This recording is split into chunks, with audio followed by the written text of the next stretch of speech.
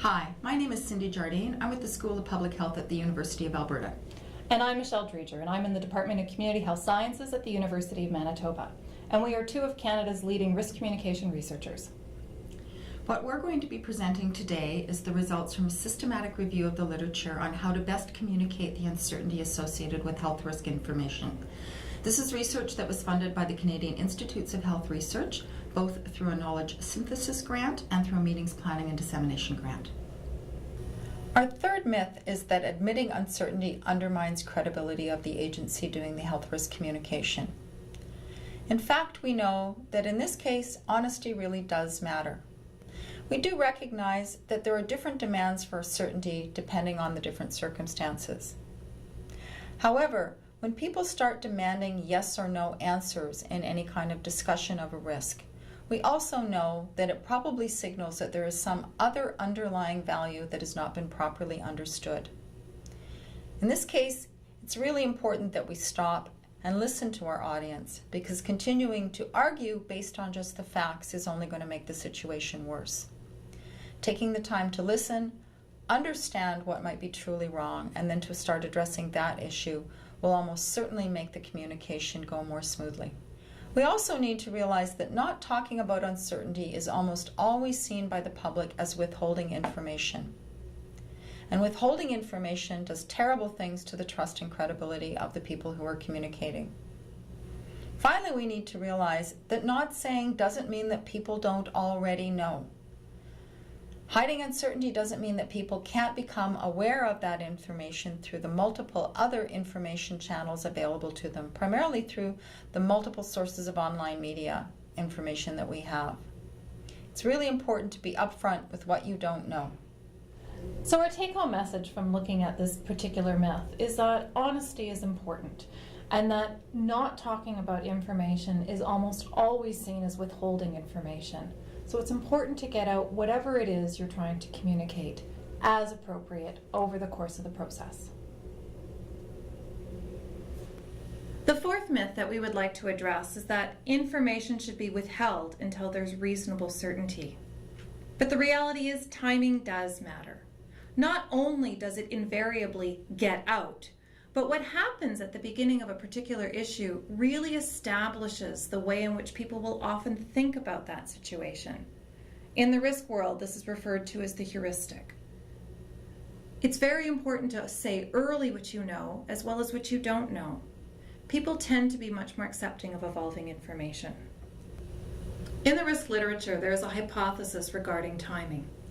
It states that when a risk issue gets covered in the news media or brought out to the public attention, most of what gets said about that risk issue gets done in the first 10 days. And in fact, how those stories get written up in those first 10 days sets the overall dominant frame.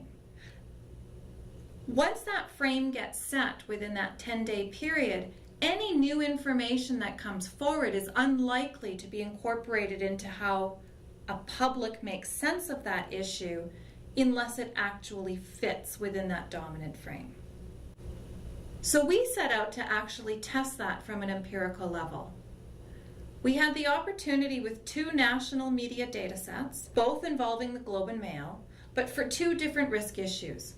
The first was the Walkerton E. coli contamination of drinking water supplies in Ontario that took place in May 2000. Compared to BSE exposure, or mad cow disease, in Alberta in May 2001. What we did was we compared how those stories were written in the first 10 days compared to the rest of the year. For the vast majority, the content remains the same. Where there are differences is because there was actual changes in the information, and very sensationalized changes in the information. During the Walkerton inquiry, that's when you had the inquiry testimony of local water managers who testified that they lied, that they falsified information. There were also the responses that the government did in terms of changing drinking water legislation, which also created a new spike in terms of the kinds of coverage that would take place. By contrast with the BSE contamination, initially there was a lot of uncertainty as to whether there would actually be a health risk exposure with consumption of Canadian beef. But over time, over that first 10 days as well as the full year, the main emphasis was on the economic impacts for Canadian beef producers, particularly beef producers in Alberta.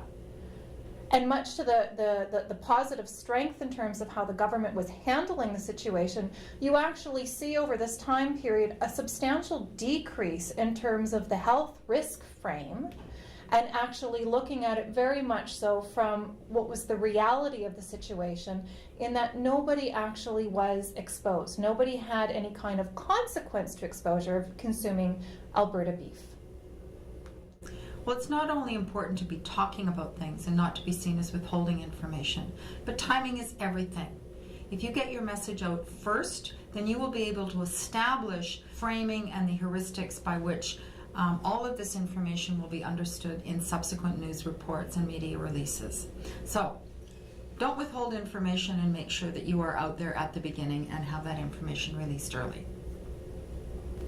Last but not least, if you have any questions or you want to have more details about what it is we found or the articles that we looked at or any additional information about the study itself, please do not hesitate to contact either Cindy or myself, and we would be happy to provide you with that information. Thank you.